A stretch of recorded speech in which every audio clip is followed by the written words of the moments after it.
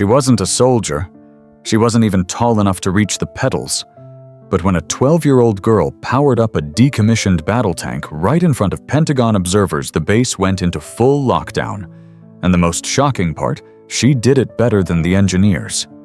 Before we begin, tell us where you're watching from. Love real stories that inspire. Hit subscribe. Another powerful one drops tomorrow. Let's get started.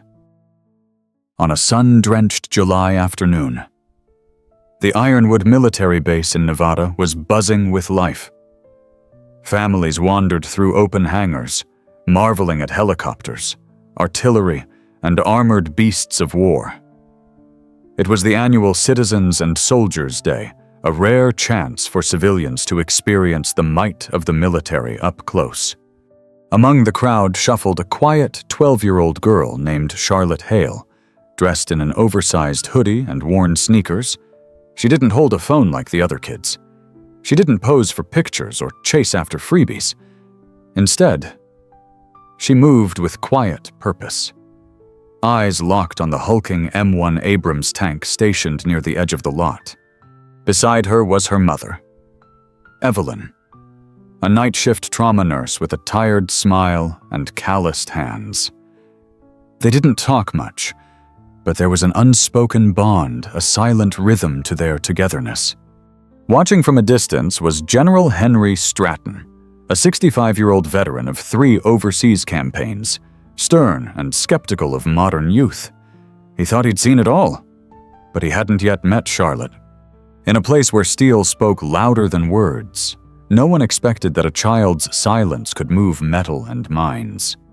As the sun reached its peak, casting sharp shadows across the tarmac, the crowd gathered near the M1 Abrams demonstration zone. Soldiers stood proudly beside the behemoth of steel, explaining its capabilities to eager parents and restless kids. Charlotte stood at the edge, quiet, unnoticed until she stepped forward. "Can I sit inside?" she asked one of the technicians, her voice almost inaudible. The soldier glanced at General Stratton for guidance. The old man chuckled. "As long as she doesn't drive it off the lot." "Sure." Laughter rippled through the group. But Charlotte wasn't joking. She climbed up the side of the tank with practiced motion, like she'd done it 100 times in her mind. She slipped into the driver's seat, her fingers hovering just inches above the panel.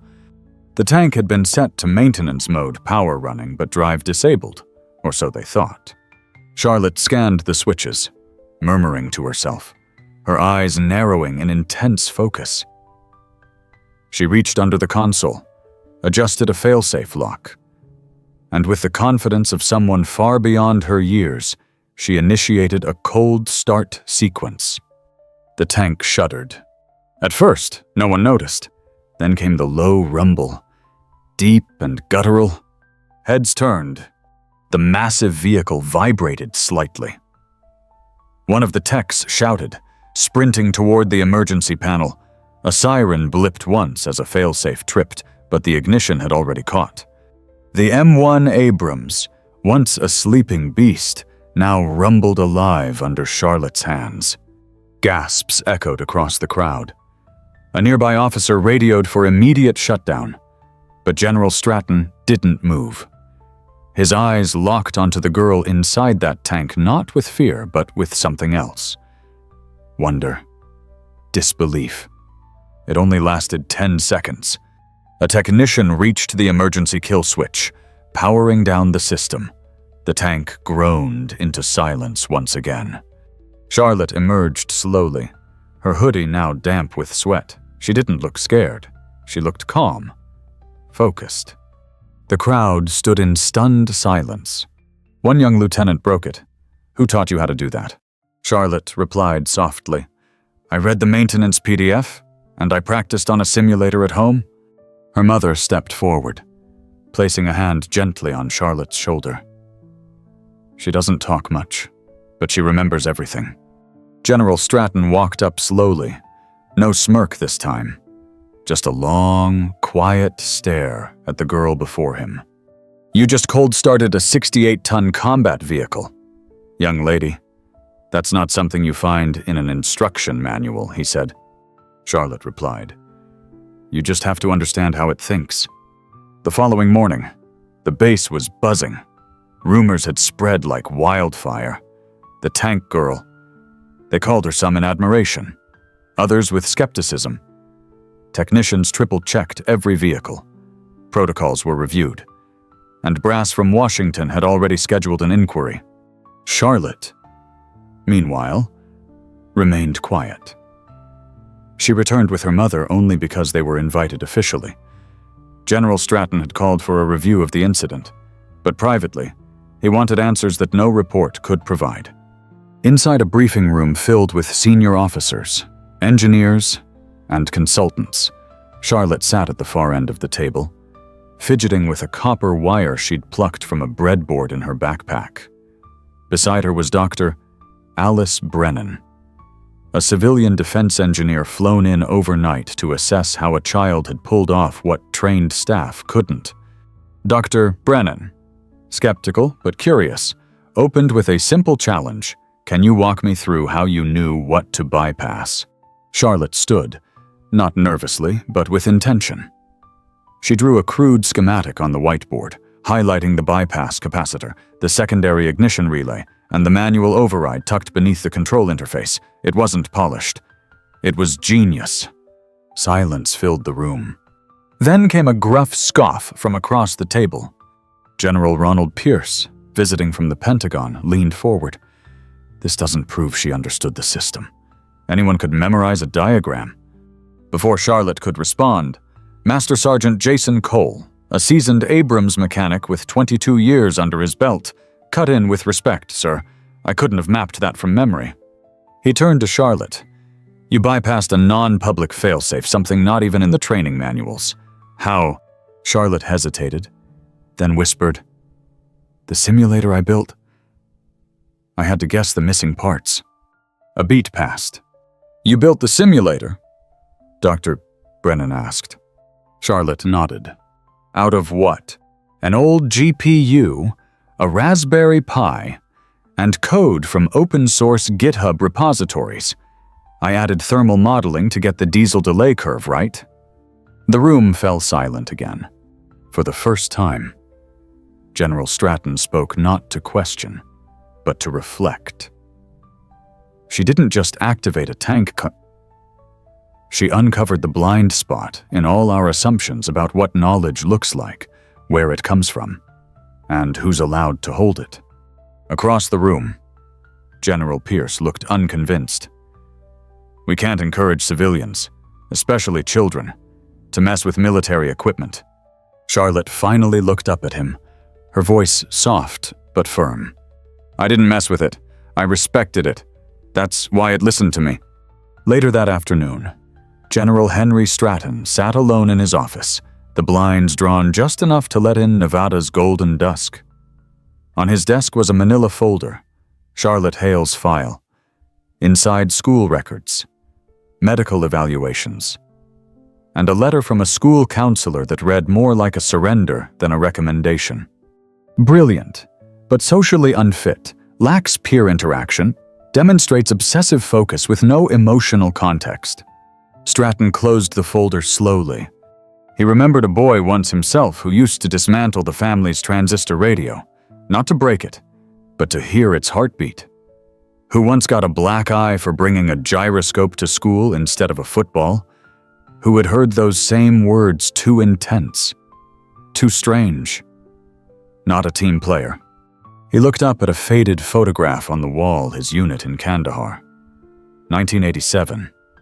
Every man in the frame had relied on precision.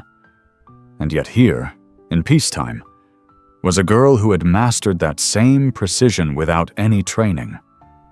And she was being labeled out of bounds. That evening, Stratton requested a private meeting with Evelyn, Charlotte's mother. They met in the officers' mess after hours. She was wary but calm, a woman used to being underestimated. "I'm not here to talk recruitment," Stratton opened. "Good, because she's 12, Evelyn replied, guarded. Stratton nodded. "She reminded me of myself. before the military taught me to hide it." Evelyn softened slightly. "She's always been different. They call it high-functioning autism. I call it clarity. It's like the world speaks a different language and she just learned to translate the machines first." Stratton smiled, unexpectedly. Sometimes it's not the noise that tells the truth. It's the silence between gears. Evelyn leaned in, eyes searching his. "What are you really asking, General?" He looked down, then back up. Permission to help her grow without breaking her. The next morning, Charlotte returned to the base not as a curiosity, but as a guest of honor. She was given a chance to observe inside the command simulation room, usually restricted to high-ranking officers and defense contractors. She didn't speak, she absorbed. Later that day, Dr. Brennan approached Stratton. "She's not just gifted. She's untaught genius, something even West Point doesn't know how to handle." Stratton said nothing, just watched Charlotte as she quietly examined a 3D render of a new hybrid propulsion system. "She sees things before they're explained," Brennan added. "We need a new category for that." Stratton replied, "No. We just need to open the right doors." 3 weeks later, Charlotte and her mother received an official letter bearing the seal of the Department of Defense. It wasn't a summons, it was an invitation. Inside was a formal offer, a place in the Artemis initiative, a newly launched civilian program designed to identify and nurture young technical minds outside traditional military pipelines. The program focused on innovation, not enlistment mentorship over militarization. Evelyn reread the letter twice, her hands trembling slightly. She knew the weight of what was being asked, not in terms of duty, but of direction. Her daughter, once labeled difficult, was now being sought out by some of the sharpest minds in the country. Charlotte's eyes scanned the fine print. She paused at the line that read, "Participants retain all rights to their intellectual contributions." She looked up. "They're not trying to own what I know. Just help me use it." Evelyn hesitated, "But they're still the military." Charlotte replied, "Not this part." The next week, they flew to D.C., where the Artemis initiative was housed in a sleek, converted aerospace research center. No uniforms, no barking orders, just rows of labs, simulation bays, and rooms named after engineers, not generals. Charlotte was paired with Dr. Nia Monroe, a propulsion specialist who had once designed fuel systems for deep space probes.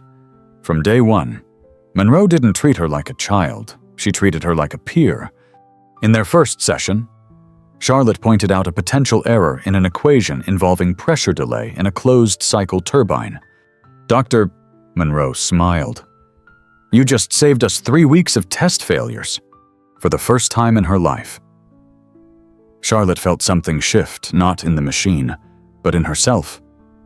She belonged. Meanwhile, back at Redwood Base, General Stratton stood with Dr. Brennan on the observation deck, watching a new batch of cadets undergo training. "She'll never wear the uniform," Brennan noted. "Doesn't have to," Stratton replied. "Some people don't fight with weapons. They fight with understanding. And if we're smart, we'll build an army of those." One afternoon, Dr. Tay Monroe brought Charlotte to a secure room filled with engineers and top brass. On the table sat a prototype module, a scalable hybrid engine designed for both ground and lunar deployment. "We've named it Project Hail," she announced. Charlotte blinked. "My name." "You didn't just inspire it. Monroe said that you fixed what we couldn't." Charlotte looked at her mother in the back of the room. Evelyn's eyes shimmered with pride. She hadn't just opened a tank. She had opened a future. By winter, Charlotte Hale had transformed not in how she spoke or dressed, but in how she saw herself. No longer the quiet girl who started a tank. She was now a name whispered in think tanks and strategy meetings, but recognition hadn't erased her doubts. If anything, it magnified them. in the sterile brilliance of the Artemis Initiative Lab. She often found herself retreating into silence, overwhelmed not by numbers, but by people. She could decode thermodynamic models in minutes, but casual conversation still felt like a foreign language, Dr. Monroe noticed.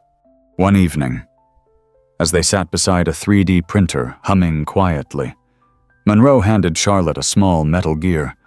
"Do you know what this is?" "A load transfer coupling," Charlotte answered instantly. "Yes," Monroe smiled. "But it's also a reminder that every system needs a point of balance, even geniuses." Charlotte looked up, uncertain. "You don't have to prove yourself every time you walk in a room," Monroe continued. "Your presence here already says enough." Those words stayed with her. At home, Evelyn also saw the shift. The once muted dinner table now hosted small, cautious conversations. Charlotte would ask about her mom's ER shifts. Sometimes she'd even crack a dry joke about hospital food or her lab's noodly wiring. The world hadn't changed, but Charlotte was learning to navigate it, gear by gear. Still, not everyone embraced her brilliance. During a high-level review of a prototype guidance system, a senior consultant, Dr. Raymond Locke, challenged her design. "This isn't a place for YouTube autodidacts," he sneered. "We use tested principles here." Charlotte froze, her hands curled under the table. She didn't speak. But someone else did, General Stratton, who had been invited to observe the meeting. "Dr. Locke," Stratton said calmly, "you flew here using principles discovered by a high school dropout named the Wright brothers. Maybe sit this one out." The room fell into a respectful silence. Charlotte didn't smile, but she felt something shift inside her. Not validation. Permission. In the weeks that followed, she began leading portions of team discussions, not all, and not always fluently, but her insights moved projects forward. She started mentoring a new participant, a 13-year-old boy from Arizona with a knack for drone systems and an anxious stutter. She didn't teach him how to speak better. She showed him how to let his work speak louder. By spring, Charlotte had co-authored her first white paper optimizing non-traditional feedback loops in autonomous military hardware. Her name was listed third. She insisted on that because she was no longer working to be seen. She was working to build something worth seeing. The sky over Washington, D.C., was unusually clear for spring. Inside the Defense Innovation Pavilion, hundreds gathered for the annual Summit on Civilian Contributions to National Security, an event rarely publicized but closely watched by insiders. This year, a special demonstration was on the schedule, a hybrid propulsion ground unit nicknamed Project Hail. In the back of the hall, Charlotte stood quietly beside the prototype, her hands resting on its chassis. Her hoodie sleeves still too long. She didn't address the audience. She never had to. Her work did the speaking. The machine powered up with a soft whir, a silent revolution in military design. Lightweight, sustainable, and above all, impossible to trace back to any one manual or engineer. It was built from experience, instinct, and relentless curiosity. When the test completed flawlessly, the applause came slowly at first, then a wave. People stood, not for a machine, but for a mind they had once dismissed. On stage, Dr. Monroe introduced Charlotte not as a child prodigy, but as one of the brightest minds we almost missed. When Charlotte was handed a small, etched plaque recognizing her contribution, she turned to see Evelyn, her mother, standing in the front row, hands clasped tightly, eyes full of tears. General Stratton was there too, standing in uniform, chest heavy with ribbons, but eyes softer than anyone had ever seen them. "I didn't know you'd come," Charlotte whispered later. Stratton smiled. "I wanted to see the moment when the world finally caught up to you." After the event, a journalist approached, voice hesitant but curious. "Charlotte, what would you say to other kids who feel like they don't fit in?" She paused, looking down at her fingers still fidgeting with a wire. Even now, "I'd tell them not to fit," she said. "Machines don't run because every part is the same. They run because each one does something different." That quote would later headline 3 major defense publications. But Charlotte never cared about headlines. That night, she and her mother walked home in quiet contentment. No lights, no sirens, just the rhythm of their steps echoing on the stone sidewalks of a city too busy to realize it had just changed. In her room, Charlotte placed the plaque beside her collection of open circuits and spare parts. She didn't stare at it long. Instead, she turned back to her desk where a new sketch waited. One for a medical exosuit. Because some machines aren't built to move tanks. Some are built to help people walk again. Sometimes, the ones who say the least leave behind the deepest echoes. Charlotte never sought the spotlight, never craved applause, but by daring to be different, she shifted the course of what the future could look like. In a world that often measures value by volume, she proved that clarity, conviction, and quiet genius can move mountains or tanks.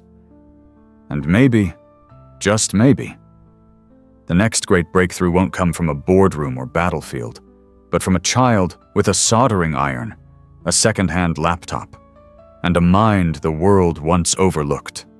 If this story touched your heart, please hit that like button. It helps more people discover voices like Charlotte's. Subscribe for more powerful stories that celebrate quiet strength and unsung brilliance. And in the comments, tell us, have you ever felt underestimated? We're listening.